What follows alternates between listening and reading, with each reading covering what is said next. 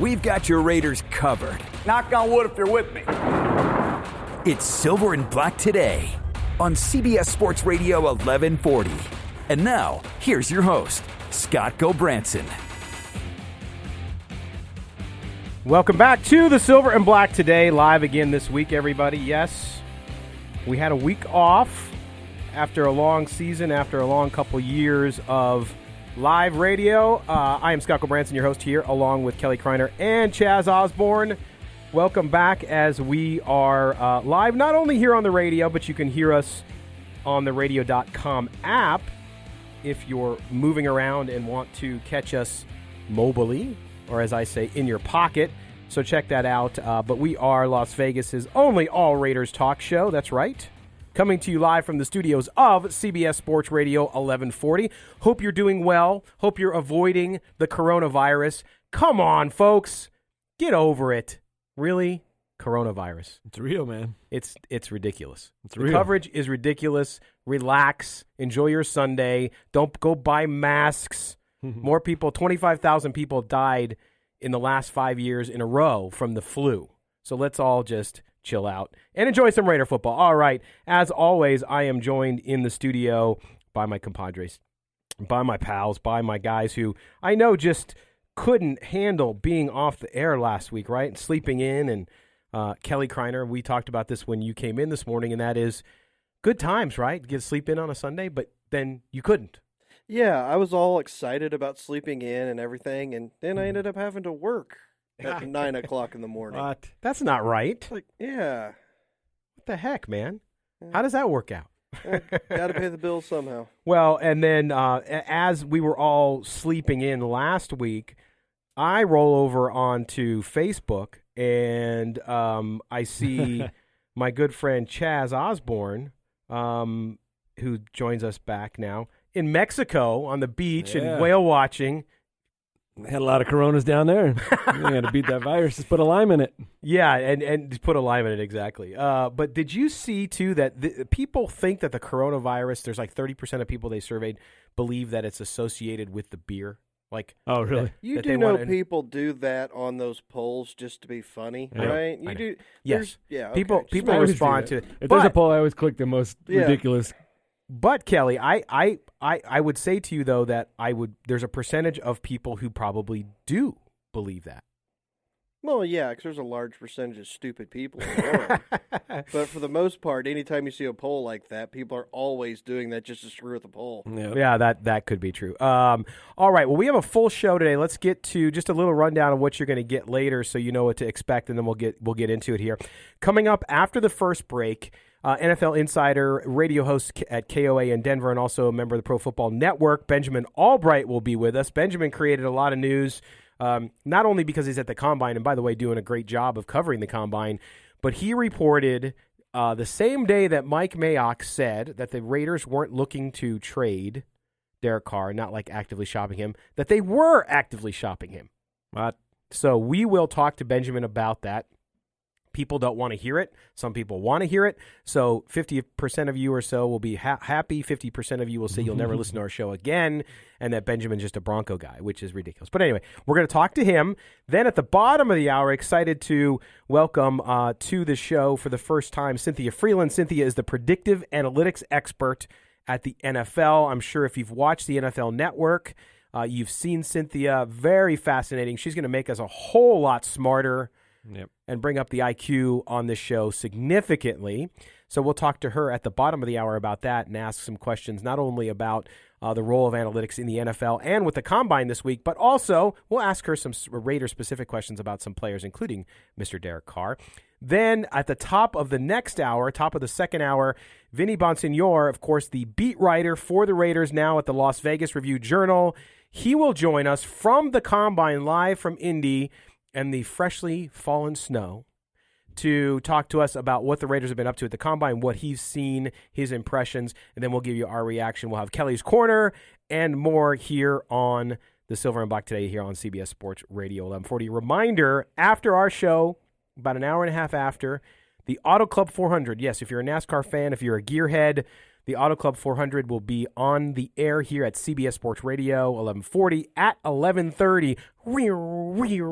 right? So if you want to do that, I'll just get the slot cars out and start playing that with my kids. Anyway, all right, we get back into the conversation. So, guys, couple bits of news that we want to talk about with you is that this week the Raiders. Now, some folks were kind of surprised by this and didn't quite understand it, so we're going to try to explain it the best that we can. Is the Raiders? It was announced had sold. That's right, their headquarters, their new headquarters in Henderson, Nevada, right outside Las Vegas. What? That's not done yet. Was sold. You're like, what? Whoa, are they moving again? Are they going back to Oakland? They had enough of this. They're gonna build a new stadium in Fremont. Lost all their money on the craps table. Yeah. So, no, what the Raiders did for $90 million is they sold the land underneath the building, okay? I know that seems strange, but not strange here in Las Vegas. Recent acquisitions and transactions that are similar, the Bellagio Hotel, MGM Grand, sold the Bellagio Hotel underneath the land underneath the Bellagio, leased back the hotel, operate the hotel. Nothing changes. They just sold the land to a big group of investors who now have a massive piece of expensive property. The same is happening with the MGM Grand property, and we've heard also rumors of other properties going through the same thing. So, guys, this is not anything new, but I think really smart of the Raiders. The Raiders took on a lot of debt. A lot of the people who were anti-Raiders leaving Oakland and have a grudge against owner Mark Davis said, it's going to put him in the poorhouse, all this debt. This is great because now you have $90 million that you didn't have before because you're able to do this. I think a smart move, a business-savvy move by the Raiders. Wow. Sure. Yeah. No, Kelly, you're a Bloomberg contributor. Well, I mean, no, like you're saying, it's smart. I mean, it's cash on hand now. Basically, any expenditures or anything that you were looking for not only just the headquarters but also the stadium. I mean, it's like you said, all the casino companies are starting to do this because the cash up front is way more important than the back end that you're going to be working on, because the headquarters isn't bringing in any revenue, but the team is. Right. So it's not like, I mean, like I said, with the casinos and stuff, you've always got cash flow and everything coming in. But once the season actually starts and they actually get out here to play, they're going to be a revenue-generating force. So it's like, we'll just take this up front now and, head to the craps tables. Yeah. Or maybe they just needed money to pay Tom Brady. Oh, What no. the heck? He It's went there starting already. It's what? We're 2 minutes in. Oh, my gosh. And Chaz goes there. But no, the other thing, too, that I want to talk about, because with all deference and due respect to the late, great Al Davis, who was an amazing pioneer in the world of professional football, including the AFL, the NFL, and, of course, the Raiders, what he's done with the team and what he did with the franchise most of his life. If you look at, I want to put this out there because I think some people, it'll freak them out and they'll completely say, whatever. The business savviness of Mark Davis as the Raiders owner in the last 3 years, including this deal, okay? Now, you could say, well, he's got people who work for him. It doesn't matter. He has to okay everything at the end of the day. Mm-hmm. But the business savviness that he's shown in the last 3 years and what his organization and the leadership in the organization have done, to me, is the most significant thing since Al Davis in the early 60s and into the 70s with the Raiders and what he was able to do with that franchise. It's remarkable and way that they are setting up this organization for success. Now, you can't control the on-the-field stuff. That's up to John Gruden. But if you look at the way this team is being set up to succeed from a financial standpoint, from a market standpoint here in Las Vegas, it's remarkable. And Mark Davis and people like Mark Bedane and Dan Ventrell, all these guys, they deserve a hell of a lot of credit. Yeah, you mentioned those names. That's, Mark Davis, to run a successful business, you put the right people in the right positions. And clearly he's done that. And like you said, John Gruden, that could be the final piece of the puzzle if he gets this team heading in the right direction, which I feel it is. And all these Mike Mayock interviews that I've seen from the Combine, after that draft last year, if you didn't trust Mike Mayock, just listening to him talk just gives you, that overwhelming confidence that the team is going in the right direction. Yeah, I mean, I think it's just like anything else. Even for those of us that work for a living, it's what have you done for me lately, right? You have to constantly evaluate, but you're right. I mean, you look at what they were able to do in the draft last year, and you don't succeed on every single pick. It just doesn't happen. Right. Even the most successful people. I mean, you look at you can go down the Belichick line, and they got the resume, they got the success, and that's amazing, right? They're terrible at the draft. At the draft. Yeah. But putting a team together and winning on the field is a different story. I rather win on the field than be known as a draft expert, because growing up a Charger fan, Bobby Beathard. He was Mr. Draft. I'm going to trade down, Mr. Trade Down, right? Mm-hmm. They called Derek Carr check down. Bobby Beathard was Mr. Trade Down.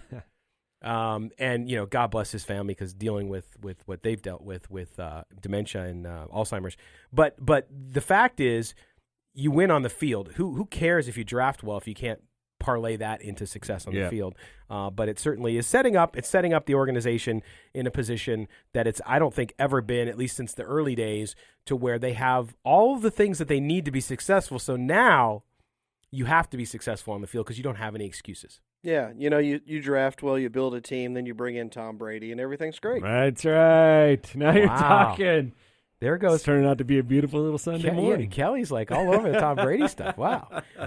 And you guys, I don't know. We're gonna take a break here in about a minute, but the talk around Derek Carr, and we're gonna get into it with Benjamin Allbright after the break, so don't go anywhere. But we were talking about before we went on the air. The vitriol and the pull on both sides is so strong. I don't think I've ever seen around one player on teams that I've followed or even casually followed anything like it ever. It's beyond. We were trying to figure out a player in the last 15, 20 years that's been that, and it's just both sides of the argument are just out of control, and it's justified. You can really make an argument both ways, but time will tell. We'll see. We're hearing all these stories out of the combine. We don't know what's going to happen. No, we don't. But we do know what's going to happen in 10 seconds. And as we're going to step aside, we're going to pay some bills. When we come back, we will be joined by NFL Insider KOA radio host and contributor at the Pro Football Network, Benjamin Allbright. He'll join us live from the combine to talk about Derek Carr being shopped. Don't go anywhere. You're listening to the Silver and Black Today here on CBS Sports Radio 1140. You found the most in-depth coverage of the Silver and Black. This is Silver and Black Today, live on CBS Sports Radio 1140. Here's your host, Scott Gobranson. Welcome back to the Silver and Black Today here on CBS Sports Radio 1140 in Las Vegas. A very windy Las Vegas. Just as I get my lungs back after coughing up all kinds of nastiness this week, got better, infected a bunch of people on planes. Yeah. No, I did not. But we are back, and we're talking Raiders football again, as we do every Sunday from 8 to 10 a.m. And this week, guys, again, it won't go away. And to some Raiders fans, it's like the bane of their existence, and they're doing the ostrich. They're putting their head in the sand. They don't want to hear it. Blah, blah, blah. They're covering their ears like I used to do when the Exorcist commercial used to come on TV as a kid. That's how old I am. Yes, I remember when the Exorcist came out. All right, but we are now going out. We're talking about Derek Carr. Okay, look, Derek Carr got a tepid at best. Okay, tepid at best. It felt a little warmer than that. I don't think so. Endorsement from Mike Mayock and John Gruden at the beginning of the combine. That same day, our good friend and someone we've had on the show here a lot, someone that you should follow on Twitter, Benjamin Allbright, who is not only a member of the Pro Football Network, contributor there, but also the host of Broncos Country Tonight on KOA in Denver and an NFL insider. Benjamin reported that, look, the Raiders are actively shopping. He had put sources tell him that they were actively shopping Carr, or at least having conversations at the combine. Then we bring in Benjamin Allbright. Now, Benjamin, thanks for joining us, man. How you doing? You holding up all right after this long week? I'm doing all right. I must have been on a plane with you because now I apologize, man. It's not coronavirus though, so at least you're good there. That's that lovely Indiana weather, man. I moved away from that stuff. That's right. Shovel. Although Benjamin lives in Denver, he knows some real snow. But anyway, Benjamin. Okay, so you created a bit of a stir because you have Mike Mayock come out. Which was, to me, no surprise. Who's going to go out there and say, listen, we like Derek Carr, but we're not happy with his performance. We don't think he's going to take us to the promised land, so we're looking for a quarterback. Call me at 1-800-TRADE-QB if you want a quarterback. He, of course, goes out, talks about Derek Carr and his positives, and says that they weren't actively shopping. But you have sources who've told you that might be the opposite. Tell us a little bit about what you know and, of course, without revealing them, what these folks have been telling you about the Raiders and Derek Carr. Well, there's kind of an understanding here. The Raiders, they could roll into next season with Carr, but what they're trying to do is they're trying to ascertain what they can get for him on the market. I know of two teams they have specifically spoken with and asked, what would you be willing to part with if we were to move Derek Carr? And so, I don't think that. I don't think it's a situation where it's a fire sale, but I think what it is, the Raiders realize what they have in Carr and what they don't have in Carr, and they're looking to upgrade the position. They're looking to upgrade the talent across the board. And so, they're out there thinking, well, this might be the draft where we get a rookie quarterback, and, what we can do is we can bring in a veteran, to kind of bridge the gap, and that would hold us over until that rookie is ready. You've got 4 quarterbacks, I think, in this draft that people view as potential starters in the league, and then some project guys after that.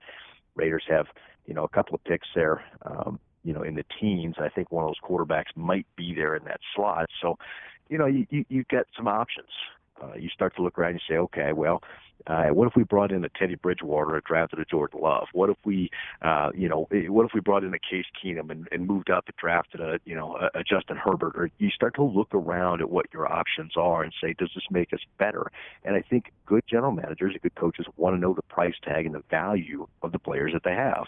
Yeah, and again, we're talking to Benjamin Allbright, Pro Football Network and KOA Radio out of Denver. And Benjamin, that's the thing too. I always, I was saying earlier in the show before we got on the phone with you that I don't know that I've seen in covering football and being around sports a more polarizing discussion amongst a fan base. I've not seen it. It's almost like you're talking like the American political scene right now, but in football sense with Derek Carr. So you have a lot of people who love Derek. I know you've seen it because people are tweeting at you what an idiot you are for even suggesting that they're actually trying to trade him. So, but my question to you is this: what does the rest, when you talk to other league executives, which I know you talk to many, what do they think of Derek Carr? And is the upside of Derek Carr enough for a team like the Chicago Bears, who you've long talked about as maybe somebody who might be a good fit for him? What do they think of Derek Carr, and what does the league think of him overall? Well, most people think that he's, somewhere between that 10th best and 20th best quarterback in the league. It depends on who you talk to. Some people are higher and have him very high. Some people are low and have him low. I think he's a scheme-fit quarterback, and it just depends on the scheme you're running.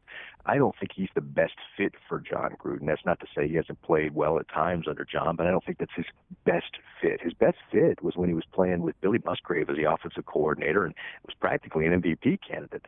I think an offense that takes advantage of his ability to push the ball vertically is something that's going to be a little bit better fit for him. If you look at a team like, for instance, Tampa, I think he would excel in a Bruce Arians offense. So, I think it just depends on who you talk to and what they run as far as what the opinion of him is. Nobody thinks he's a bad quarterback. Most people just think he's either a good quarterback, and some people think he's an above-average quarterback. And so, I think that anybody who's telling me that I'm an idiot or whatever for for reporting this stuff, these are the same people that were telling me that I was an idiot when I broke the Raiders were moving Khalil Mack. Like, look, guys, I'm not going to sit there and put my name on something I don't know to be true. Mm-hmm. Hey, Benjamin, it's Kelly. First off, let me commend you on your form on the bench press at the Combine. I saw on your Twitter feed you were locking them arms out. That's what we like to see. And you mentioned that actively shopping. We've talked about it. And you mentioned, and the Bears came up. I've always kind of jokingly said, would the Raiders take their second pick back for Derek Carr that they gave up in the Khalil Mack, or would the PR hit from that be too big to where it's now Carr and Mack for 2 first-round picks? I don't know if they would or wouldn't. I would suggest that the price tag on Carr would be 2 second-rounders. I don't know, I don't think they worry about the PR hit as far as that goes. I think anytime you acquire a quarterback, the PR hit is offset by the fact that you acquired a quarterback, and fans are going to go nuts for the guy either way. The lone exception I would suggest would be perhaps here in Denver, where the Broncos acquired Joe Flacco, and the fans were like, but why? Yep. Again, we're talking to Benjamin Allbright. Benjamin is the host of Broncos Country Tonight, KOA, but also a nationally renowned football insider with Pro Football Network and covers the NFL. Benjamin, when you look at this situation with Derek Carr, you talked about maybe 2 second-round picks if they were to move on from him. But I think so much in the next 17 days, right, is going to determine maybe what happens with this situation, correct? Because you have to find out where the dominoes fall. The Raiders would have to get better at quarterback, and if you look at some of the other players out there, they're not necessarily the best fit for John Gruden either. Out of the veterans that are out there, of course, we've heard a lot about the Tom Brady story here in Las Vegas since it broke and since the ultimate meeting at the Ultimate Fighting Championship, or at the boxing match, with Mark Davis and Tom Brady. But when you look at that, who might be the best fit here besides Tom Brady for the Raiders if they were to pull that trigger and move on from Derek Carr? Well, you know how John loves his veteran quarterbacks. I would suggest that they would definitely be in the market for Teddy Bridgewater. That may or may not be inspiring. The Grudens have long loved Case Keenum, and while that name may not be inspiring, Case is a serviceable quarterback to get you to a rookie, and he can produce. We've seen him produce at times. He wasn't exactly brilliant with the Broncos, but he looked okay. He looked pretty good with the Vikings, in an offense that catered to his skill set. If you're willing to run the ball and work off of boot action, he can win you football games. And I think that Gruden's offense kind of maximized his skill set. If you go back and look at John's greatest successes, it's when he had veterans who sometimes had limited skill sets but were accurate and able to work within the confines of the system. You go back and look at Rich Gannon, which you guys are going to be obviously familiar with. You go back and look at Jeff Garcia. You go back and look at Brad Johnson, guys like that who were just playing within the confines of what he was able to do, and they took the team to new heights with great players around them. Well, you mentioned Case Keenum and the serviceable quarterback. I mean, that's just not going to excite anybody out here. Well, no, I mean, seriously, because everybody's going to be like, why would you go from Carr to Keenum when they're basically the same player? Do you really think that's a legitimate option, or is that just kind of something that, would seem to fit with Gruden? I think it's a very legitimate option. John explored acquiring Case Keenum a while back. Ultimately, Jay ended up getting him, but I think that it could be. I understand the lack of excitement on that, but you got to remember that if you're bringing in Case Keenum, you're not just bringing in Case Keenum. You're bringing Case to be the bridge to something else, and what that something else would be the exciting piece.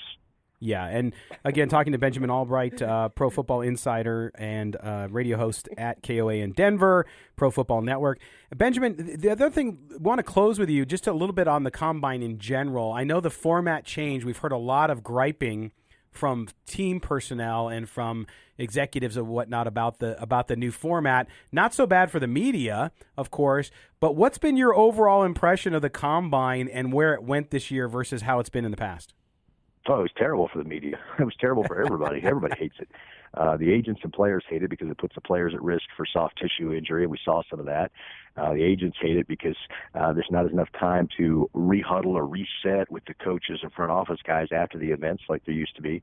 Front office guys hate it because their schedules are all crammed into quick days where they don't have any time off. Media guys hate it because they don't have any time afterwards to go hang out with these guys and kind of get additional information. About the only people that liked it were the league, who saw about a 119% increase, I think, in viewership. Although, to be fair, the total raw viewership data from the Thursday night primetime thing was less than Week 3 Alliance of American Football games. So, I don't know that the move to primetime was a good idea. I don't know it was a good thing, and certainly everyone I talked to hated it. All right, Benjamin Allbright. Benjamin, before we let you go, gut feeling on what happens with the Raiders and the quarterback situation.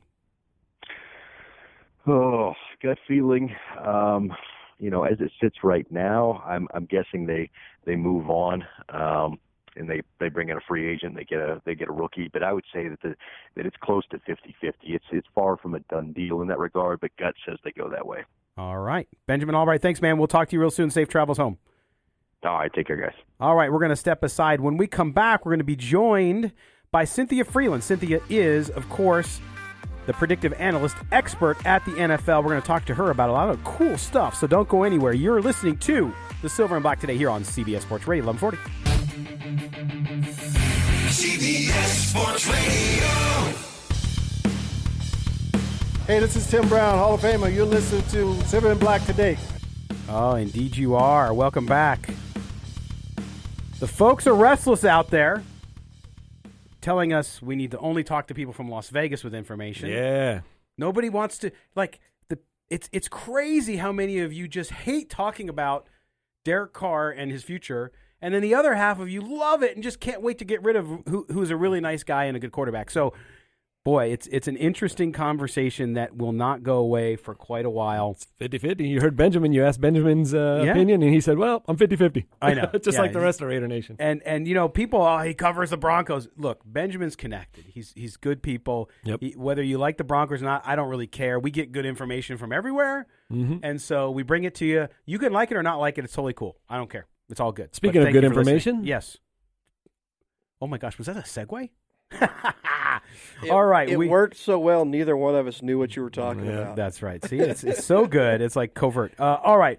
We now go back out on our Newsmaker line, and we are excited to bring to you, to me, one of the smartest people in the National Football League, because what she does, I'm so jealous of, because I don't have this kind of analytical mind. I try to use data, being a business owner and running what we run. We try to understand it and do all that. But Cynthia Frelund gets to do it for a living, and not only that, but she is the predictive analyst expert for the NFL. I'm sure you've seen her. If you watch the NFL Network like we do every morning here in the studio, you have seen her many, many times, and we now go out on the phone. She's also at the Combine. Cynthia, how you doing? You staying out of the snow, or how's the weather there so far today? This whole living in California thing has really spoiled me, because even seeing the snow, I'm like, oh, it looks cold. I want nothing to do with it. But today is a sunny day. I'm in the stadium right now. I'm in Lucas Oil. Nothing's going on quite yet, but everyone's kind of preparing. All the scouts are getting into the different areas. There are different boxes that are lined up along the lower bowl. I can see the Raiders box right now. So, it's everyone's ready for the defensive backs to go. Well, that's right. At least you get back to California, so you get back to that sunshine. Now, let's start off with this, Cynthia, because for me, when you look at the rise of analytics in sports, right, this is such a big deal now. For a lot of people, I think the first time they became aware of the fact that it was happening was, of course, Moneyball, right, with baseball, Billy Beane, the Oakland A's, and all of that. But when you look at analytics and where it's come to now, talk about why it's becoming so much more important for the sports, and how we got to where we are today, to where someone with your background and your education and your experience now has a full-time job doing that and explaining it to us. Right? I recognize I'm pretty lucky in that regard, but ultimately, look, Paul DePodesta being hired by the Browns was really the turning point that shined a light on the fact that analytics in football was a thing. There are teams, they don't necessarily call it analytics, but there have been people doing this since, the beginning of football, right?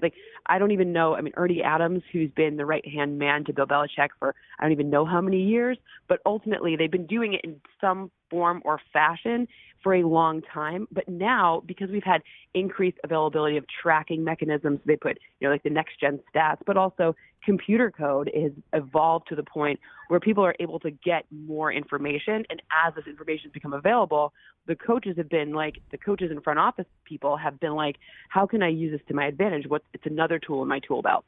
Hey, Cynthia, it's Chaz. I feel like most fans are just casual fans, and when anyone starts talking analytics, they just kind of tune out. But you're so articulate and vivacious that it really makes it easy to understand. And so thank you for that. It's really refreshing. Have you always been, a number? That's the nicest compliment that I can give. Yeah, well, it's true. Have you always loved numbers in football, or how did all this, come about? Yeah, it's interesting because I've always been a numbers person, and math was always a strong suit. I never liked math for math's sake. I liked usable math. So I was an investment banker for a while, and I had to create reports to, quote, sell my bosses on should we invest in project A or project B. So I always had to kind of quickly and efficiently tell stories about numbers that were also correct. So that kind of groomed me there. And then I actually worked in the front office for Anthony Noto, Anthony Noto is now the CEO of SoFi, which is based out near you guys. But he was at Twitter and Goldman Sachs, and he was the CFO of the NFL in 2008. So I worked for him in the league office, and I worked on a project when I was in business school. One of the projects was season inventory restructuring, meaning is 17-3 better than 16-4? How can we optimize for the season such that the product on the field, so the game, is the most compelling, most exciting? What's the best thing we can do? So I got a chance to sit with the people who create these playbooks, right? These Hall of Fame coaches on the competition committee who taught me football. And I grew up in East Lansing, Michigan, where Michigan State is, in Big Ten country. Right. So I was very familiar with football, always liked football. Nick Saban was the coach at Michigan State. I'm dating myself, but that's who was coaching when I was in high school, and very aware of, really how interesting and special football was, more than just tailgating.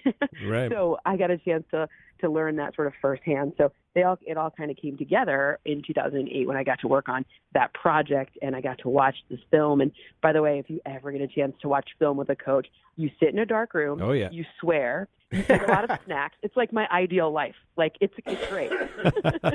That's just evolved. It's great. So when I was working with the NBA and we were integrating analytics, on one side you had the coaches and the basketball people that didn't really, understand analytics, and then on the other side you had the analytics guys that didn't, really know sports at all. So it took a while to kind of find that common ground. Is that something that you help the teams that you work with? Yeah, I'm lucky working at the NFL Network. So I was at ESPN before, but part of the reason why I transitioned to the NFL Network was the ability to work with teams and do projects with teams to help them use their analytics people in the most efficient way possible, but also bridge the gap between, hey, like, you need to listen to what the coach says, and you need to listen to what the analytics people, what the data has, and how do we create this common ground to talk about this so that it's actually useful? Right. Because you can do all these great statistics and not use any of it. Nobody gets it, yeah. Right? Exactly. So I've been getting great questions from coaches this week here at the Combine, about hey, we're thinking about this, and what's the sample size? And you're like, wow, you just used the word sample size with me? I'm at the ice skate home. Did hell just freeze over? It was amazing. So again, we're talking to Cynthia Frelund. She's a predictive analytics expert for the NFL. Of course, you see her mostly on the NFL Network. Hey, Cynthia, it's Kelly Kreiner here. When we talk about analytics, and like you say, there's the old school owners that are just never going to get into it, and the younger people that are all about it. My biggest problem with the analytics, especially when you mention small sample size of things, is say 4th and 2 at the 45. They're saying, "Oh, analytics say you should go for it. You should never punt," but they're basing that off a league average success rate. If you know your team is below average on short yardage, wouldn't the analytics say to punt and on your defense be better? But it's never brought up. Okay, so as with everything in life, beware of anyone who ever tries to sell you on always or never, right? Yes. There is no such thing as always or never, right? So to me, sometimes I get mad at the word analytics because, first of all, I love, it's now taken on, is personified. Analytics say, what? What are you talking about? So for me, it's logic, right?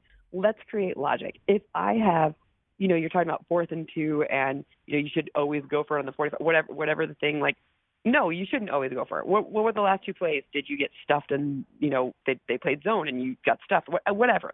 What's the circumstance say? Know your people, know your probabilities from the standpoint of what does my personnel dictate and what is the best opportunity for me? So it's never, of course, there are going to be league averages. Sure. But you and I both know, if you're saying, sure, the league averages would say maybe dictate to go for it. But if you don't have the right personnel, then kick the ball. Yeah, makes sense. It's just know yourself. And Cynthia, here's a question for you too. And I'm not going to ask you to dive into what is a very hot topic for Raiders fans, which is, of course, Derek Carr, the player. Oh, that's a hot topic? Oh, yeah. You haven't heard? Anywhere. Apparently, something that no one should talk. Wait, that's a question? Maybe yeah, nobody should talk about it, right? But Cynthia, here's the thing: when you're looking at a player, whether it's Derek Carr or anybody else, and some people will use statistics to say a player is really, really good or a player is not so good. When you start to look at things like Mike Mayock mentioned in his press conference about his quarterback, completion percentage and all this. For a fan, just a fan on the other end of the microphone who's listening to us or watching us, when they look at those statistics, what is the best thing for them to do in evaluating, hey, I want to know how I should feel about a player on my team? Is it the wins and losses only? Is it, if somebody has a 70% completion rate but doesn't score a lot of touchdowns, like what do people do to kind of make sense of it all from a fan perspective? So for me, it's all about what are you trying to do and how are you executing it?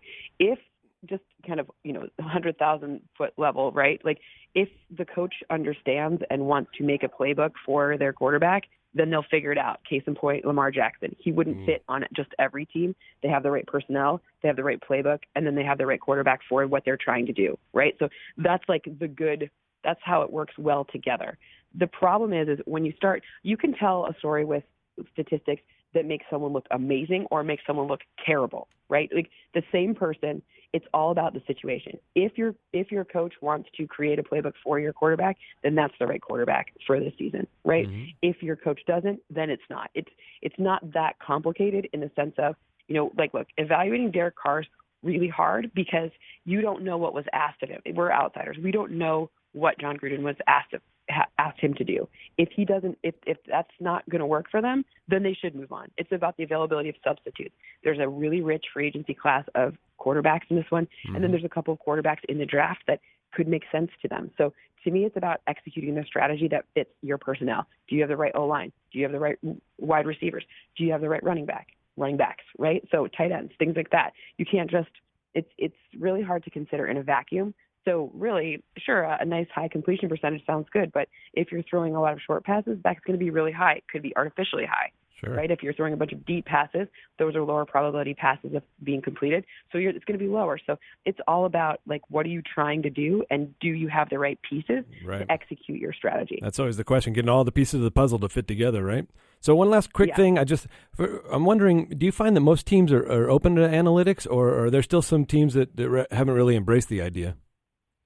So, like I said, it's all about how you phrase it. Mm-hmm. I think every single team here, and I've gotten a chance, I very nerdy hosted this Big Data Bowl, which is I love that. Initiatives of the league. Yeah, let's go, nerd night. There were 300 people there. Every team was represented.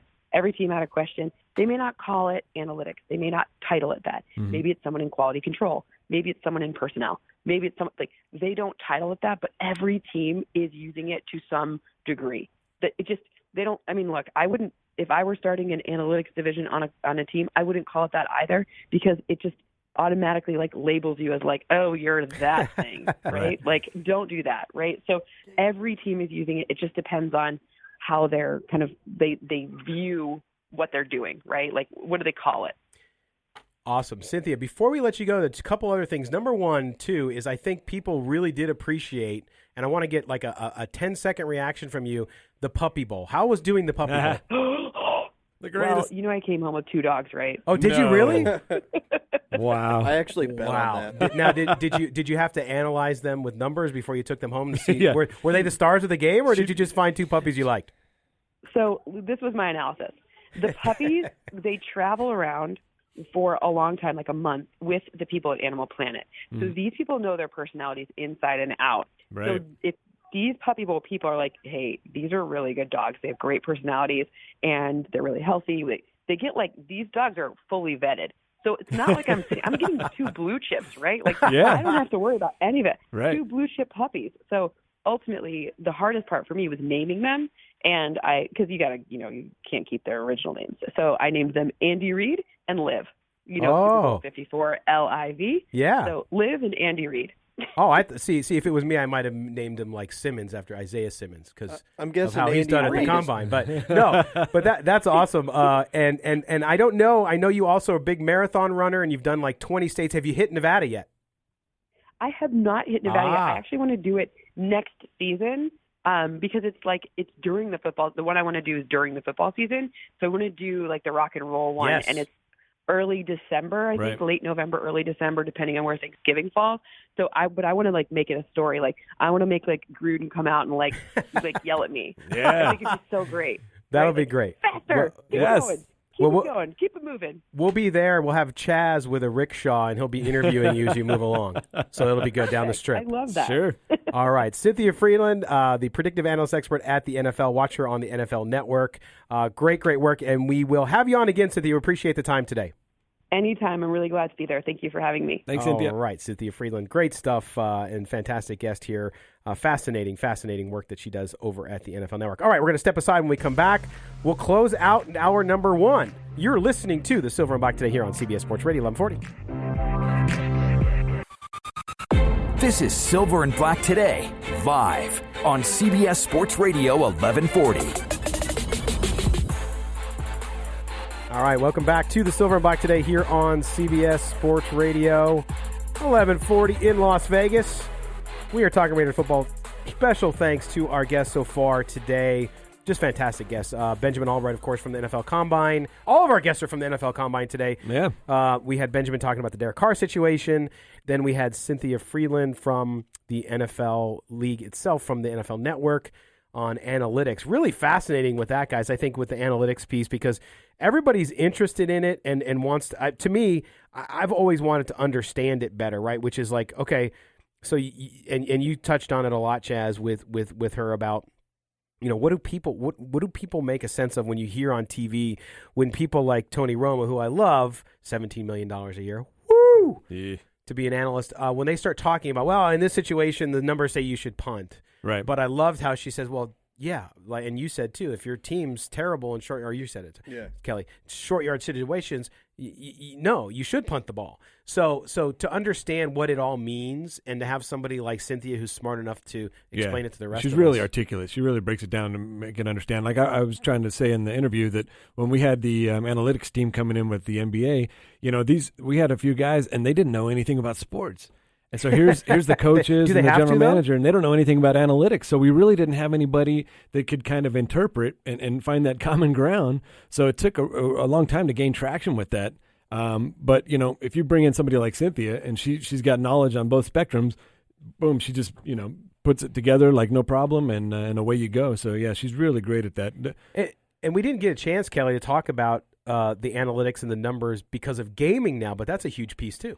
Oh, yeah, that's always going to be a bigger thing. And every sport, like I said, advanced stats, and everybody's trying to find their little niche to sell something on there. I just want to go back to one thing you mentioned. You mentioned Moneyball. Yeah.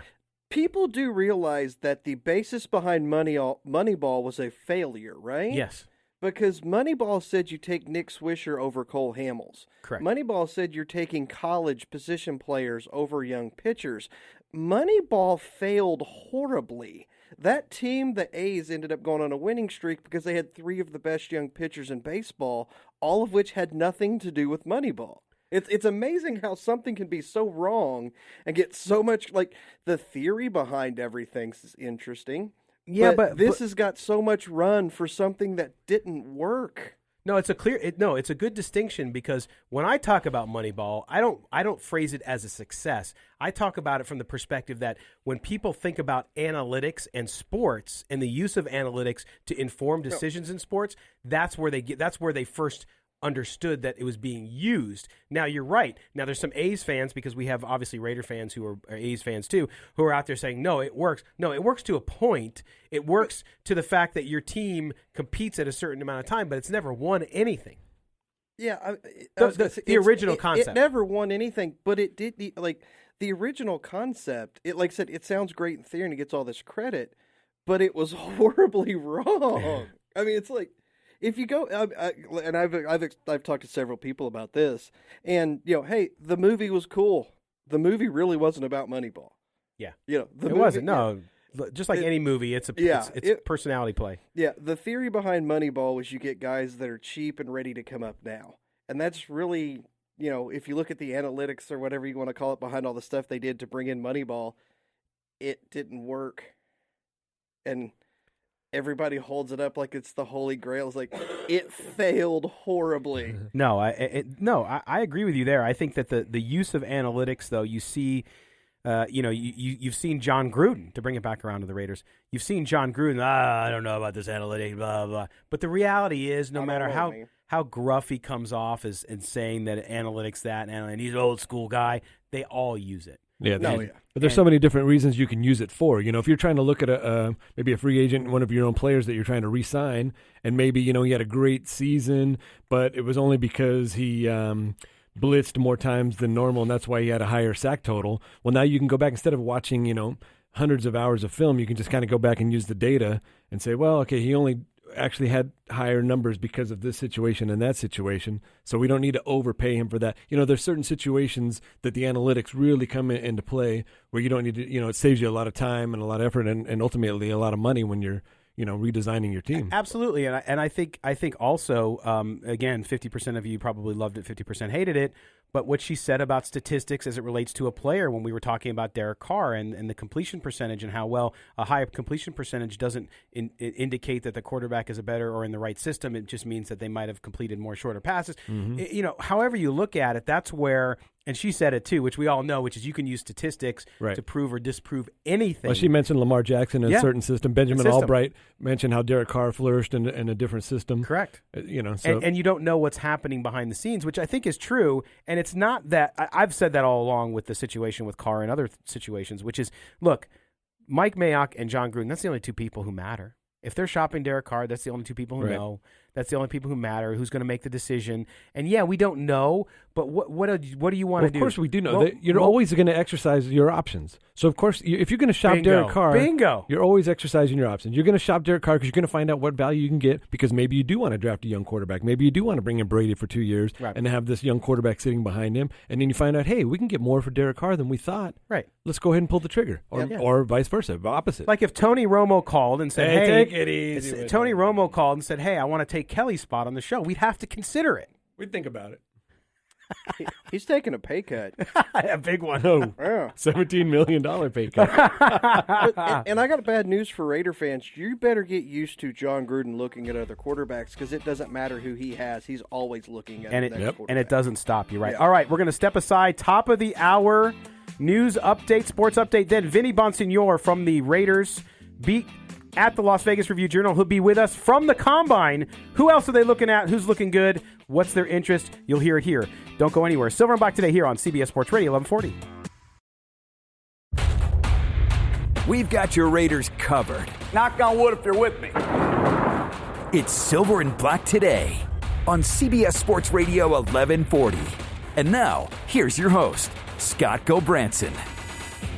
Hour number 2 is underway, Raider Nation. You are listening to Silver and Black today here on CBS Sports Radio 1140, Las Vegas's only and longest running Raiders talk show. That's right. We do nothing but talk about your Las Vegas Raiders. And, of course, this week, the NFL Combine is underway. We spent a lot of time talking about the first part of the show about Derek Carr. Sorry if you don't like that. Just the way it's going to be. It's a story. If you don't think it's a story, go watch CBS Morning News. You know, the kind of stuff that sounds like you should eat granola and yogurt listening to it. But anyway, we now are back talking about the Raiders, and joining us here from the NFL Combine is one of our favorite folks, longtime contributor here to the Silver and Black today, and that, of course, is Mr. Vinny Bonsignore. He is the beat writer, longtime NFL insider and writer as well, covering the NFL, all parts of the NFL, not just the Raiders. But now we are happy to say that Vinny is now a Las Vegas Valley resident. Vinny, let me be the first one to welcome you and your family here to Las Vegas and being part of our community. How you doing? I'm doing good, and thank you so much. I'm happy to be here. I'm really happy when I drive down the hill from my house.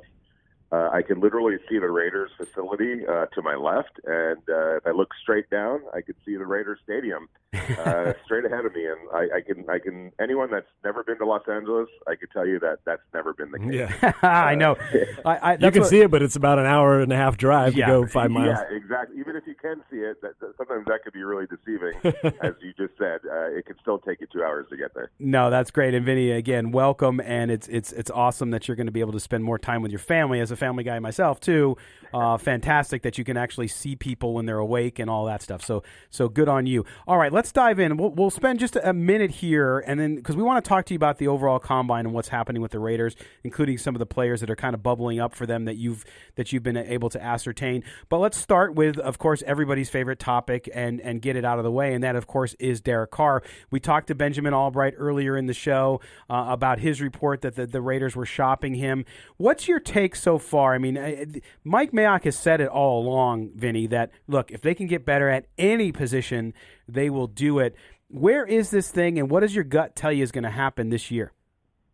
Yeah, and I would advise Raider fans to take Mike at his word. He's legitimately interested in getting better at every position, including the most important position on the field. And you should read something into that.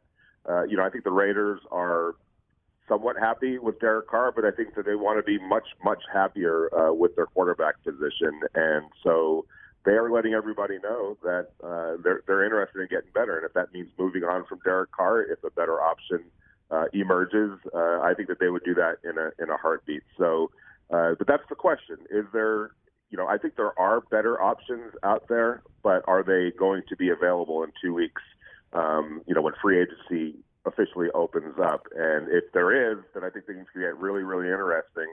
And I don't think it's a 100% certainty at all that Derek Carr lines up at center for the Raiders in 2020 when they open their new world in Las Vegas. Yeah, we shall see. All right, let's move on first. Before we get to the combine and the college players, yesterday you wrote about a free agent that the Raiders could have a very, very serious interest in and a place that they need help. Of course, they need help all over the defense. At linebacker is one of the spots that we talk a lot about here on the show, Vinny.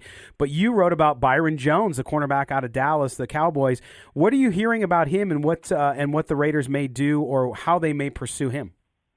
Well, by all accounts, Byron Jones is going to at least hit the open market in terms of hearing other offers. The Cowboys we all know that the Cowboys have a lot of free agents, most notably Dak Prescott and Amari Cooper, and those are their two highest priorities. A guy like Byron Jones would typically be a team's highest priority going into free agency, but because of the circumstance in Dallas, they have to make some hard decisions. And as a result of that, Byron Jones is going to hit the open market and test it.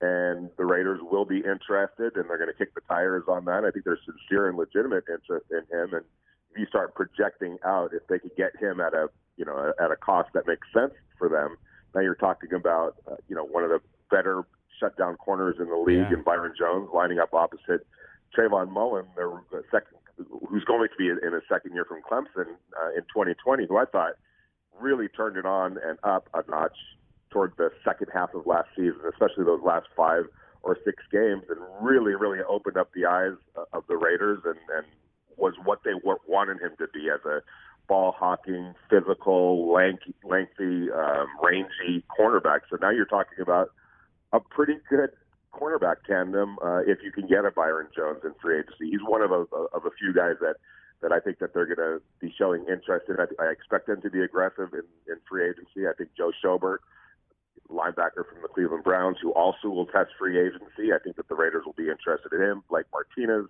inside linebacker from the Packers. Corey Littleton, a linebacker from the Rams, all of whom should probably hit the open market given what's going on with their current teams and their current team's salary cap. So there's going to be some options for the Raiders defensively and offensively when you start looking at some of the wide receivers that should hit the open market as well. There's a chance for the Raiders with the money that they have under the cap and the draft capital that they have to make another significant step forward this year from last year. And that's the whole plan, whether it's at quarterback or across the board defensively. They feel like they have an opportunity to get better, better this offseason. Well, and Vinny, and they could, and again, we're talking to Vinny Bonsignore from the Las Vegas Review-Journal. He covers the Raiders. And Vinny, I know, too, that there might be other moves that the Raiders make that could clear up even more space as well. So that'll be interesting. Now let's talk about the Combine since you're there and you've been watching all of it in all its glory.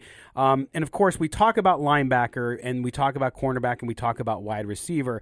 Who have the Raiders really just from what you can tell fallen in love with, or not fallen in love with, I shouldn't say, that's pretty strong, that really like? I know Kenneth Murray's a guy that they like going in. Has that been reinforced for them? And another guy that I like because I'm just an Irish football fan fan, much to Kelly's chagrin because he's a Michigan guy. Chase Claypool, though, I know you tweeted a couple times about him and how he's impressed. So talk a little bit about linebacker first with the Raiders and what they've seen, and then at the wide receiver position. Well, specifically about Kenneth Murray, there's no doubt that he struck the right chord with the Raiders. Wow, what an impressive kid. And I got to say this,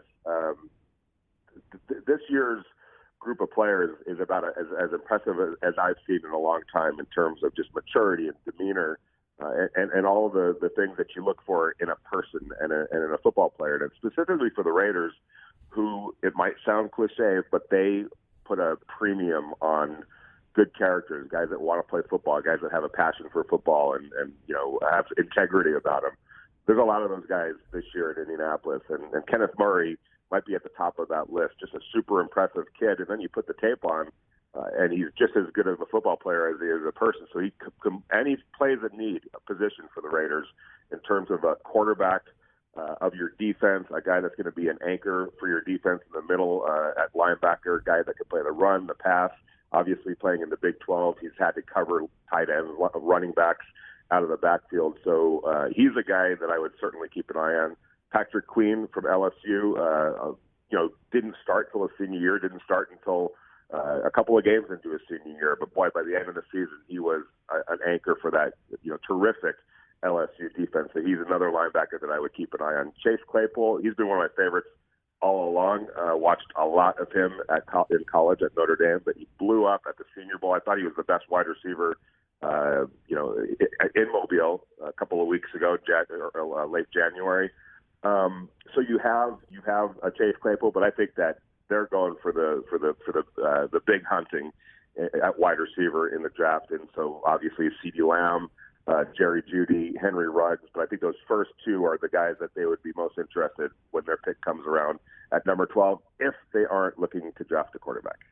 Hey, Vinny, it's Chaz. Yeah, you mentioned both of those positions, and it's what I was hearing Mike Mayock talking a lot about the wide receiver position. You kind of answered my question there. What sense do you think? What direction you think that the Raiders might go in with the draft? Wide receiver first, linebacker one of each. All defense. What do you what sense are you getting being around these guys this week? Yeah, still up in the air about quarterback. There are some people who think that if you believe in mock drafts, there's some mock drafts out there that have Jordan Love from Utah State going to the Raiders at number 12. He's certainly opened up a lot of eyes. Whether it was the Senior Bowl or this week in Indianapolis. So, because he plays such an important position, quarterback, you can't rule that out. If Isaiah Simmons, there's no way at this point that he falls to number 12. But boy, if he did, the Raiders would, be like Usain Bolt running to the podium to put his card in there. But I think it goes wide receiver, linebacker, because I think those two linebackers that I mentioned will be there at 19, one or the other or both. So I would say wide receiver at 12, linebacker at number 19. It's just a matter of who it is. But this is a certainty. They're going to have an opportunity to really help themselves with those first two picks at positions of dramatic need for them. Again, Vinny Bonsignore from the Las Vegas Review-Journal. Vinny, before we let you go, what's the overall sense just around the radio organization? Clearly moving to Las Vegas, as you've just done as well, there's excitement here in our community. What's the rest of the league? What's the view with what Gruden and Mayock are doing, what they have, what they're trying to build, and the relocation here to Las Vegas? I think there's a lot of respect for what Mike and John have done in the time that they've been together. And it's really just 1 year that the tandem has been together with Mike and John. They knocked it out of the park last year with their draft. Obviously, Antonio Brown didn't work out. We all know that. Terrell Williams, another wide receiver that they acquired in free agency. Unfortunately, because of injuries, but there's still high hope for him if his feet are healthy, and it looks like he's closing in on that, based on everything that I've been able to hear and talk to some people. But there is respect for them around the league, and I think there's a general excitement around football for the Raiders going to Las Vegas. I think everyone's curious about that and excited about that, and no one's more excited than the Raiders. Boy, these guys, when they start talking about their new home, their new practice facility in Henderson and the new stadium. They finally have a home. Yes. And I know that's no disrespect to Oakland. Obviously, those were fabulous fans up there. But the Raiders, in a lot of ways, with their stadium situations, have been nomads, whether they, coming down to Los Angeles or going back up to Oakland. They haven't had a football stadium home like how so many other of their colleagues around the NFL have been able to secure. Now they have that, and they're beyond excited about starting that new life. With that, and with no state tax in Las Vegas, a great new practice facility, a place where people want to come watch games and live. So everything is lining up for them to really make their mark, and they're super excited about getting started. All right, Vinny, as always, a pleasure, man. We appreciate you taking time. I know it's been a very busy week, and we will catch up with you again, I'm sure, very soon. All right, absolutely. Thanks for having me, guys. All right, Vinny Bonsignore from the Las Vegas Review-Journal with your latest update on free agents, on college players, on draft, on the combine. Great, great stuff. We're going to step aside when we come back. Silver and Black Today rolls on here on CBS Sports Radio 1140. You found the most in-depth coverage of the Silver and Black. This is Silver and Black Today, live on CBS Sports Radio 1140. Here's your host, Scott Gobranson. All right, welcome back to the Silver and Black Today here on CBS Sports Radio 1140. I'm Scott Gobranson, joined as always by Chaz Osborne and Kelly Kreiner. My gang, my crew. Yes. Yeah. All right, guys. So we've heard a lot today about Derek Carr. We've heard a lot today about the Raiders and the Combine. So Kelly, you wrote a story about the Combine up on the website to kind of explain to people how it happened, why it happens, and now how it's about money, which this year's changes just proves that 100%. Absolutely. And you heard Benjamin Allbright say he hated it. Everybody hated it, and that the ratings weren't actually that great. But still, it's being done as a money-making proposition for the NFL. But I want to touch on things because we were talking during the break, Chaz, you and I, about like watching and how I don't sit there and watch the Combine, all the coverage. It's a lot of coverage. It's a lot of coverage. Yeah. I go watch the video, so I'll go watch a player. I'll go watch the videos, and I'll say, okay, here we go. Let me look at Isaiah Simmons' video. Let me look at this. Yeah. With that, though, Kelly, and this is what we talked about several weeks ago, what shouldn't people care about when they watch these videos? Let's start with your favorite drill that is so important to evaluating future talent in the NFL, and that's the three-cone drill. Three-cone? Yeah. I don't care about anybody's three-cone. Why? You could run. So why do they do it then? Well, why do they have an offensive lineman run a 40-yard dash? It's like that's basically. You don't have to run pointless. 40 yards downfield. No, right? Well, I mean, if you have a play drawn up where your tackle needs to run 40 yards, that's a very ill-advised. The vertical play. jump too, right? Well, no, vertical jump and the broad jump are good for explosiveness in your lower body to get out of your stand. Like those are actually good correlators to what is actually used on the field. Because you're looking for that explosion to get out of to get up, get it hit in early, But yeah, to me, three-cone's useless unless you're a small wide receiver. Now, if you're a small wide receiver who's going to be in the slot, oh God, I'm totally blanking on the Hall of Famer the Raiders have, Renfro. If you're a guy like Hunter Renfro, the three-cone kind of matters because you need those quick agility, moves, everything like that. Yeah. But like DK Metcalf's three-cone was atrocious. Right. I don't care. That's not what he does. It's like Jerry Jeudy's three-cone was terrible. I don't care. That's not what he does. So, Kelly, is some of this still in the Combine, not necessarily because it's really informative for the teams, but more because of the television? I think it's just they've always kind of antiquated. Done it. Yeah, I mean, they've done so. They're bringing in some new drills or trying some new stuff this year. So they're trying to find a few better things to do it. But, I mean, everybody likes to see that 40-yard dash because they want to see speed. Yes. Nobody liked it more than Al Davis. Yep. Well, yeah. I mean, and that's funny because if Al Davis was around, what are the odds he doesn't trade everything for Simmons? He would, including the new stadium. Not necessarily be wrong in that because he could be the centerpiece of a team. Right. But just the fact that he runs. I mean, if you go to Mock Draftable and look at his. If you look at his numbers compared to, say, safeties, he's in, the 99th percentile with everything except for hand size. Yeah. I mean, it's an amazing athlete. But let me ask you this, Chaz, as somebody who evaluated talent with the Lakers as you did, and you went out and you scouted kids and you got ready, when you guys had evaluations, were there any of those types of workout things where you were just like, okay, I'm not really concerned with that? No, we had the cone drill. We had I think we were one of the first ones to bring in we had those the timers. Oh, the timers. And so you go through the gate, and it would give you, and we would find out explosive, your first cut, your second cut, your explosive down the court, those kind of things. So we wanted to know, different types of speeds, different kinds of angles. But we did the 3 cone, or, it was a 4 cone, it'd go around the square there. And we did a lot of those drills. And like you said, for some people it doesn't matter. For others it does matter. But you want to gather as much information you can.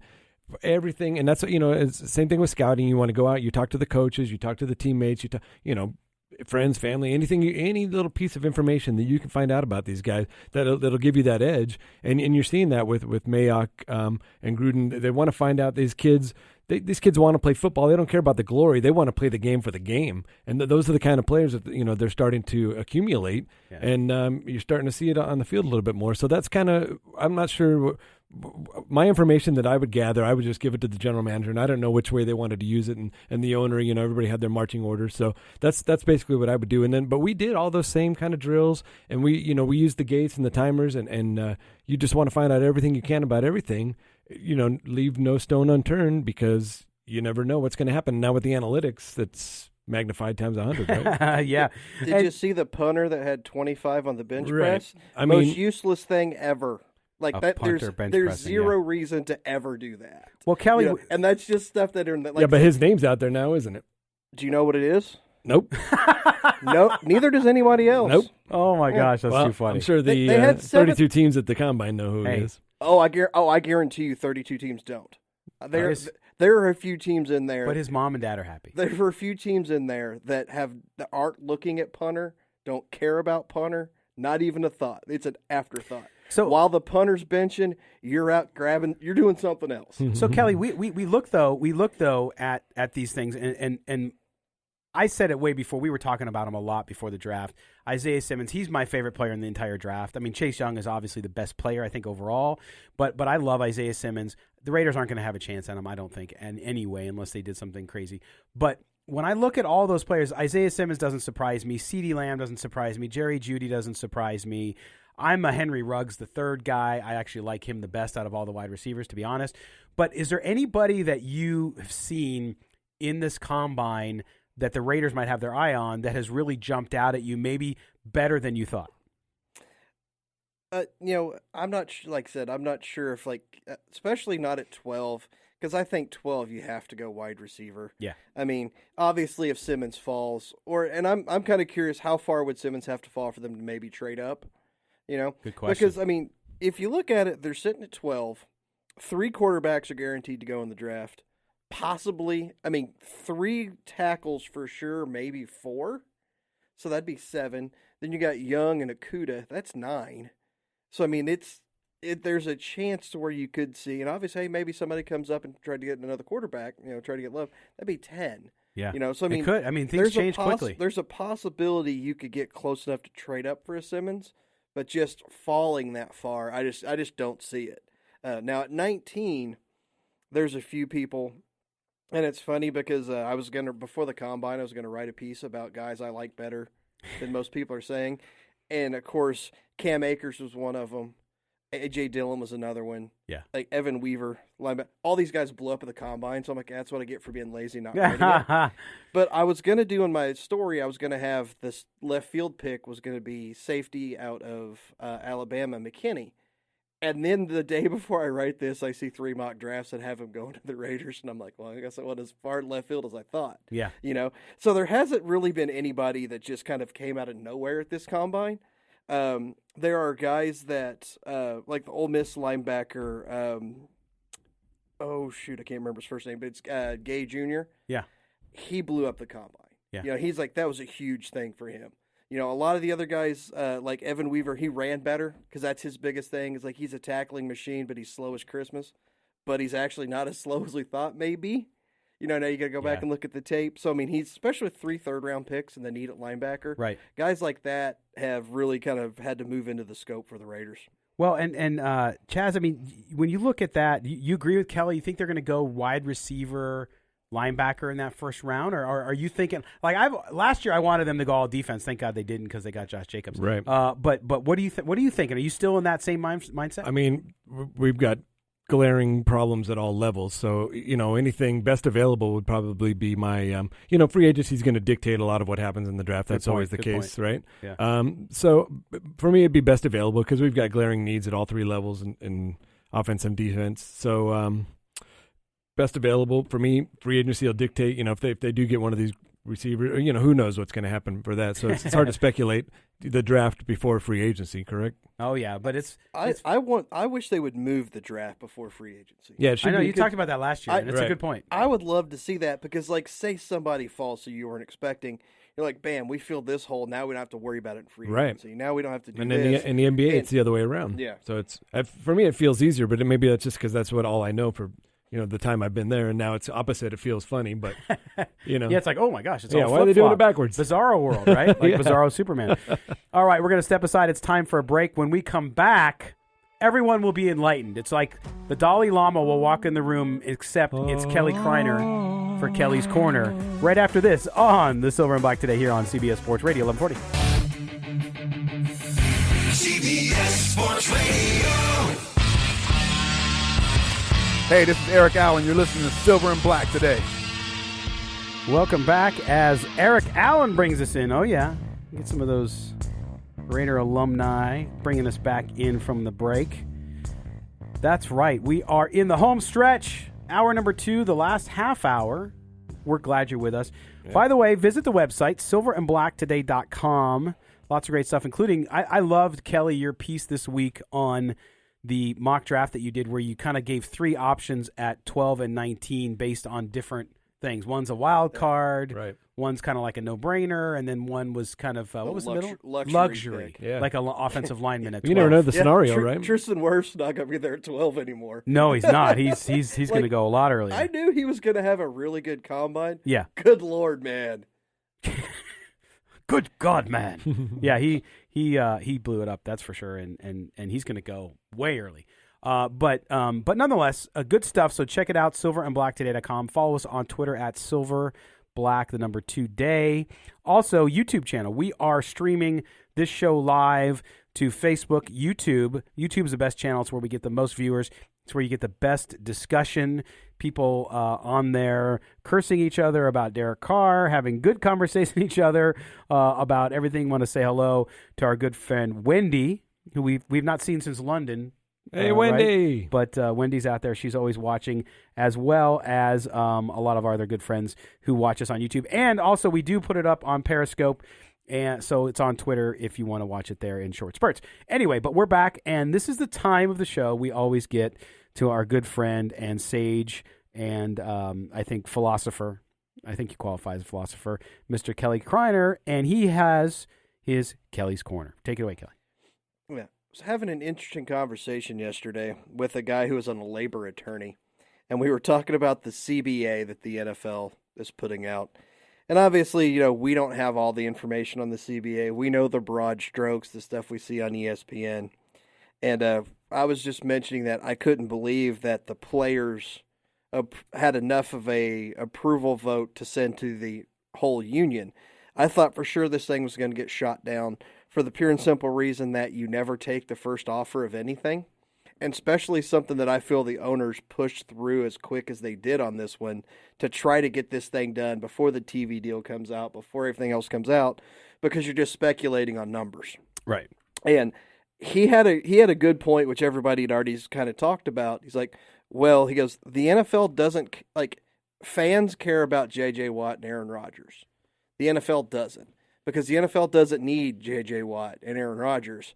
They need the 7 guys on the practice squad. They need the 14th guys at the end of the bench. Because the NFL owners know if we give this 70% that's making just above league minimum a bump, we're getting their votes. And they're the only thing that matters. Absolutely. So you started thinking about that. It's like you have all these the guys just making massive money. Oh, this is terrible. This is terrible. Well, yeah, because it's hurting you.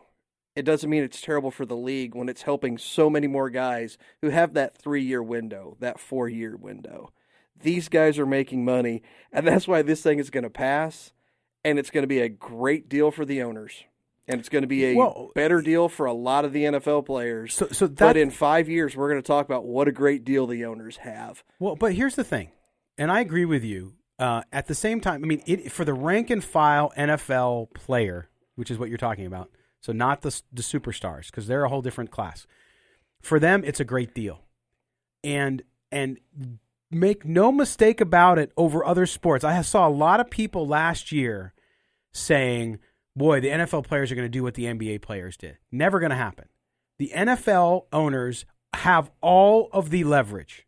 They will always have all the leverage. Now, I never say never because things can change, but in the foreseeable future, in my lifetime maybe, it's never going to change. The NFL owners have all the leverage here, and for that rank-and-file NFL player, this is the best deal that you could possibly get. And I think that people can't they lose track of that because they hear somebody like J.J. Watt spout off, and like you said, nobody cares because it's not that's not the votes. There's only a small percentage of guys at that level, at the Aaron Rodgers, at the Tom Brady, at the J.J. Watt, at those levels. Otherwise, for everyone else, it creates actually a great deal for them so that they make more money, have more benefits, and have more opportunity. It's that simple. Yeah, and one of the bigger points is that the players are trying to fight for lifetime health care through the NFL, and that's not going to happen because the NFL can't find anybody to underwrite that. Right. That's the biggest issue. It's like you're fighting for something that you just cannot have. So it's like you have to take that off the table. You can ask for something else insane, but it's like, hey, we want this. The NFL's like, we would love to do that. It cannot be done. Just that's a no-go, But they also think the players need to realize, with the exception of one or two teams, the owners don't need the NFL, need the players. The players need the NFL. Mm-hmm. So, like you said, leverage is always going to be with the owners. Mm-hmm.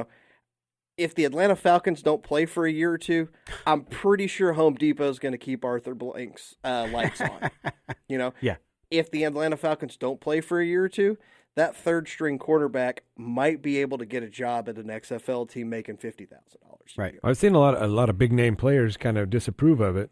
So you That's think why. is it going to go through? Oh no, yeah, it's going It's through. done. It'll go through because you just have to get a percentage of the voting members, and like I said, 70% of the voting members are making just above league minimum or less, so they're getting a 20% pay raise. Right. Those guys don't give a crap what Aaron Rodgers thinks because Aaron Rodgers has got $100 million in the bank. These guys got $150 in the bank. Yep. I was surprised that it went through the reps first because it went 17-14. And I was expecting that to get shot back first. Because, that's the thing. They don't, Aaron Rodgers is like, well, that extra game's not worth it. Well, it's not worth it to you because you're making, $30 million a year. Right. It's worth it to the guy making $300,000. Yeah.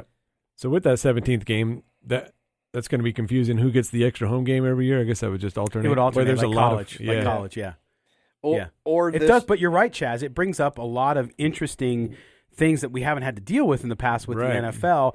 And if the 17th game happens, or the 18th week, basically, 17th game, there's still a lot of fight against that. So we'll have to see how it all unfolds.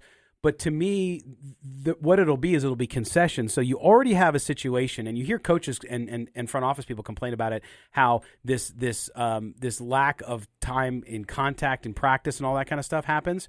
And I think that what you're going to see is you're going to see the owners give in other areas. Sure. You're going to see the owners say, okay, we're going to cut down preseason games. And, now we're going to cut training camp again. And so you're going to take away so that the players can walk away and say, okay, well, the union can walk away and say, hey, look, we're protecting players because now they're going to be hitting less again. Yeah, 17's a done deal. 17's happening regardless. Right. And did I hear more playoff game or teams? Two more wild cards? That's going to happen because I was reading something the other day. They're estimating that's $150 million to the league, which that's the whole point. I don't understand how one playoff game can be worth $75 million, but that's the numbers they're throwing out there. Yeah, and so then that makes one team that gets a bye only? Only one, which is interesting because if you look at the teams that have gone on to win Super Bowls and go deep in the playoffs, usually bye. So now you cut that in half. Right. So it's really Really puts onus on the regular season. Oh, yeah. yes. The 17-game season could also be a chance for them to extend the whole international thing. Yes. Because one team each week could play internationally. You don't have to go to London. No. You could do 3 games in Mexico City, 3 games in Toronto, a couple in Vancouver, a couple in London. I mean, you could sparse that stuff out to where you're hitting an international audience. That's what I was thinking. So everybody basically has one neutral game a season. Yeah. Right. And I was just saying that's the thing. Say you don't want to do it all international. Say you have the Bengals, Browns in Ohio State. Or like, say, the Lions and the Vikings in the at Michigan. Sure. You know, you could just kind of do something like that. As big facilities. I hate to say games, gimmick, but I mean, if you can get 110,000 people to go to a game at Michigan Stadium, you're going to do that. Or another site, you know, maybe there's another city that's trying to get an NFL team, try it out there, those kind of things. Like Vancouver's been one of those. Looking forward. Yep. Oh, sorry. Oh, sorry, St. Louis. Although they're drawing about 30,000 to their XFL games, so I mean, but there is it allows them some freedom to do things and to grow, because it's about growing revenue. Number one, don't fool yourselves. Number two is about growing the game to Marketing. Go back to number one, which is grow revenue. So doing international games, doing a college, you know, imagine a pro football game at Notre Dame Stadium, at Michigan Stadium. Right. Now, Michigan's a little different. It's in the same market as the Lions. I don't know, but you get the point. Ohio State in Columbus, stuff like that. Those types of games, the extra week gives you the opportunity to do that, so a team's not giving up a home game if you somehow work that out. So that's the biggest thing. If you have an uneven schedule like that extra home game's huge. Yeah, it is. Yep. It really is. And especially when you start thinking about the fact that only one team has a bye, right? Yeah. That, to me, is the biggest thing. Right. And you're right about the regular season, Chaz. That was a good thought by you, which is you have to make sure now that you jam it. It's much more important from a seeding perspective, whereas some of these teams might sit their players the last week because they had the number 2 seed locked up, and now they can get a week off. Guess what? You don't get that Look anymore. at the Ravens this season. If they're the number 1 seed, they're the only team that gets a bye. They can avoid a lot of mishaps. Yeah, the Ravens still would have been a number 1 seed without a bye and set their players this year, which is funny because everybody brought that. I was like, well, it would have worked, but it's not going to work out like that. It's like, yeah, we get it. It did that this year, but it's not going to be like that every year. The depressing thought about this new playoff system is that if it had been enacted 17 years ago, the Raiders would have only made the playoffs once. Yeah. So it's not like, to me, in baseball, when they expanded the wild card, it gave teams, like, for example, if you were in, let's say, the Dodgers right now in the NL West, if you were in the Dodgers division, Dodgers clearly have the best roster and have been just rolling over. Now, if you're in one of the other teams in the NL West, you had no chance. Then with the wild card widening out, you had an opportunity to actually make the playoffs. And so with this, it'll be interesting to see how that all works out. I don't like it because I don't think you should have more teams in the playoffs. I don't want the sport to turn into the NBA, which is a crap sport. Yeah. Because half the league gets in the playoffs. Right. And every year you get to watch, like, the Bucks play the Bobcats. And well, and you know what I'm really excited for? That 3-0 sweep with 30 points. Right. Well, you're getting 2 or 3 teams that are below 500 in the playoffs, and it's like, you know, and they're talking about reseeding, right? So that the 3 teams that are in the West that have actually above 500 get in instead of the 3 teams in the East that are below. Yeah. Those kind of things. I get that too. And I like, you know, the more football, the better. Obviously, we're all here for that because we love football. But I don't want it to get diluted, like you're saying. You know, that extra game or 2 on the first wild card weekend. No, and is it wrong as it seems? I know, to me, the biggest examples I see in baseball is, I think, was it like the early 90s, there was the Cincinnati Reds. They had, 90 wins, and they didn't make the playoffs because of the division that year. And while that sucks, that's just the way it is. I actually like it more selective. Sure. And but there's the other side of the coin, too. Like you said, you know, now a team's getting in with 80 wins. They're like, wait, they don't deserve to get in.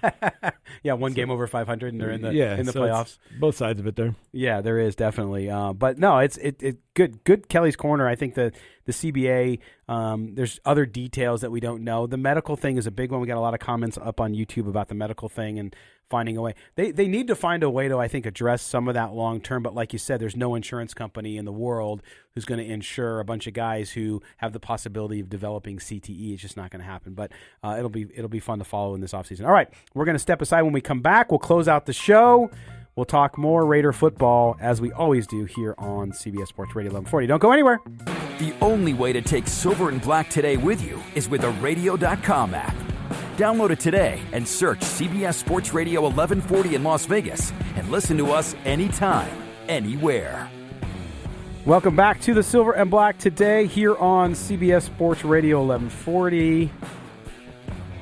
As we get ready to close out the show, shout out to my man Justin Kimmel, big Irish fan, big fan of the show. He's listening live to us. So, Justin, thanks, man, for all that you do, and we appreciate you very much here at the Silver and Black Today. As we do, all of you listening, appreciate it. Check out silverandblacktoday.com website.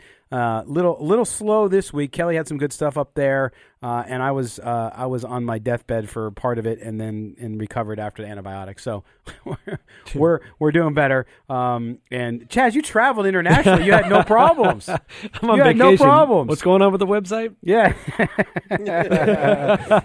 Oh, that's funny. There wasn't too much, going around. Even the airports, everything was still pretty crowded. I didn't see a lot of the, no masks. You weren't wearing your Gucci mask? No, I couldn't find it. My Burberry picture. Couldn't find Burberry, my that's Burberry what it mask. Darn it! How dare I say Gucci? You're a Burberry guy. But the lines at the airport, all the flights, everything seemed pretty good. It didn't seem to affect, But obviously, you got to be careful. You got to keep an eye out for everything. But just don't drink the water. Yeah, no problem. No. Just drink margaritas, Yep. right? All right. Well, by the way, guys, last night, I think I told you this before we went on there, but sports movies, love watching sports movies. So my young boys had not seen Mighty Ducks, which is a hockey movie. I know this is a football show. But we're watching it, and it, great movie for kids, fun stuff. But then at the end of the movie, the credits start rolling. You have Emilio Estevez and blah, blah, blah. And then I realized on the team there were the two African American brothers, right, that were on Mighty Ducks. One of the brothers was Jussie Smollett. Jussie Smollett. Yes, and I was like, I didn't realize that was him. Yeah.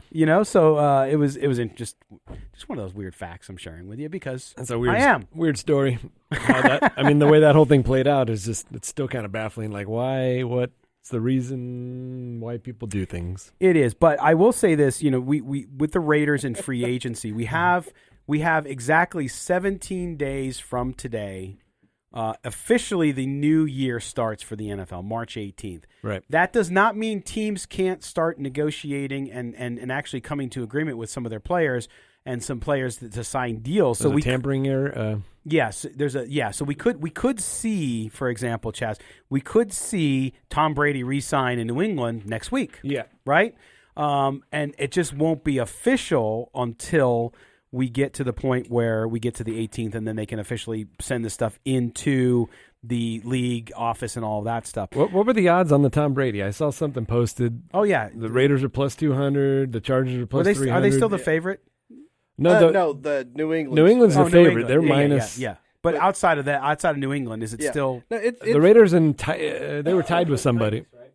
Was it the Titans? There was two teams that were tied at plus 200.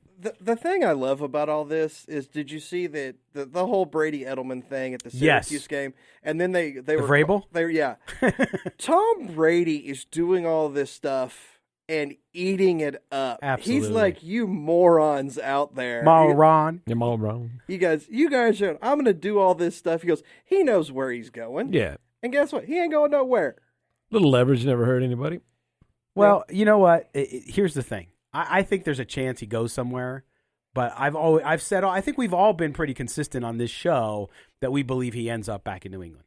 There's not a lot of teams that he can go to. Raiders are one, yes. Chargers. Because they're close. The Chargers, though, their offensive line is trash. Yeah, why would you go to the Chargers when you know you can't win anything? Well, I think he's winning his brand off the field if he goes to Los Angeles. That's a great point. Well, no. If he goes to the Rams, he does. If he goes to the Chargers in Los Angeles and the 9 people that are at the games that are Charger fans, I don't think that help. I don't think him losing horribly helps his brand no matter where he's at, because his. Although I don't think it hurts it. The Colts. I think it hurts it. Not the Titans. Not the Titans. The Colts. The Colts and the Raiders are tied at plus 200. Chargers plus 300. Titans plus 900. I think Phillip Rivers is a Colt. Yeah, that's I think Phillips' first choice is Tampa Bay. I think that's where he would go. He moved there. That'd be my first choice. I mean, you got a lot of weapons. You got a great head coach top to bottom. That's Have you ever been to Tampa Bay? I lived You live there. And that would still be I was there for 4 days and was like, I'm never doing it. Like, I got stuck in Omaha, Nebraska one time because of a plane issue. right. And that was better than Tampa Bay. Well, you went to the wrong places, my man. Well, no, because we were in bars and strip clubs for 96 hours. Oh, okay. And it was Thanks for the sharing. But I think that you're right though with Brady, and Angelo's on our YouTube feed asking why would he go to the Raiders, because the Raiders are in a good position offensively. They have a good offensive line, very good offensive line. They have the running back. Waller, they have great tight ends. They're going to go get wide receivers now, so they're right there. And really, a couple more games, and they're in the playoffs last year. So sure, and so they're closer. injuries. If you look back at the season, injuries were a really big problem. Defensively, obviously. So like you said, a couple of things here and there, and the Raiders, I really feel like their stock is on the uprise. Now, I saw something that said when teams move to new stadiums and there's all this decline, and you brought up can't decline from being as bad as the Raiders have been. Exactly, but there was something you brought in. All the Raiders games were all already all the odds and lines were posted, and they were only favored in a couple of the games. And I thought, well, there's a team on the rise that really only need a couple of pieces. So I don't understand why because they don't have the pieces yet. People wouldn't. There's too think much that. unknown, I think. And moving is that big of a distraction? I don't know. It's going to be a dip. We should definitely have somebody on and ask them about Yeah, that. that's a good one. I brought up the question is like, with the exception of maybe Julian Edelman, name one person on the Patriots that you would rather have than a Raider at that same position. Mm-hmm. Good point. And there's not a single one. Right. No, not anymore. If you take every single from the left tackle to the right tackle, because if Joe Thuney stays, maybe guard, but he's going to be gone. I like Sony Michel. He's no Josh Jacobs. Yep. The wide receiving core is hot garbage. It's like there's not a single position player on the offense at the Patriots that's better than your Raider counterpart. That's right. Now, their defense was a historic defense this year because of all the fluky crap that's never going to happen again. Right. Like Van Noy. Well, if you play fantasy football and you realize how many stupid pick sixes, it's like that's not sustainable. Right. Well, they're also playing in that division, where you. Yeah, I know, that's the thing. And the other point I brought up is if Brady comes out here, he plays that division. Mm-hmm. So not only do you get to play the Jets, Bills, and the Dolphins, you get to play the Patriots without Brady. Yep. Yeah, whole different game. Yeah, it's the fascinating thing about this offseason is all this movement and the quarterback position. Whether you like the quarterbacks or not, it's going to be a huge domino effect, and you see this, as are some of the other free agent signings. It's a historic quarterback. We talked about Byron Jones. Nobody's going to go anywhere. Yeah. We're all going to be like, well, that was fun. Yep. Oh man, I can't believe the show's over already. Now we took a week off. We come back. I think we gave you guys radio goodness. Yeah, it was a good show. I really Benjamin, do. Cynthia, and Vinny. Yeah, and you know what? Solid. You got a little bit of everything. You liked some of it. Maybe you didn't like some of it, or it was different, counter to your opinion, and that's good. We like differing opinions here. We're not about just telling you what you want to hear. We want to hear various opinions, and we disagree with each other on the show all the time. So I think it's a good conversation. Wrong all the time. I would expect you to say that. Well, because I'm right all the time. 60% of the time, he's right every time. That's right. Every time. That doesn't make any sense. No, that's what makes it so beautiful. Sometimes the things that don't make sense make the most sense. Kelly, you having your no celebrity golf tournament again this year? My celebrity golf tournament? Yeah, the mini golf. No, too many people died last year. That's right. Oh, man. Pulling it out. I missed the Anchorman joke. That one was yes. All right, so listen up.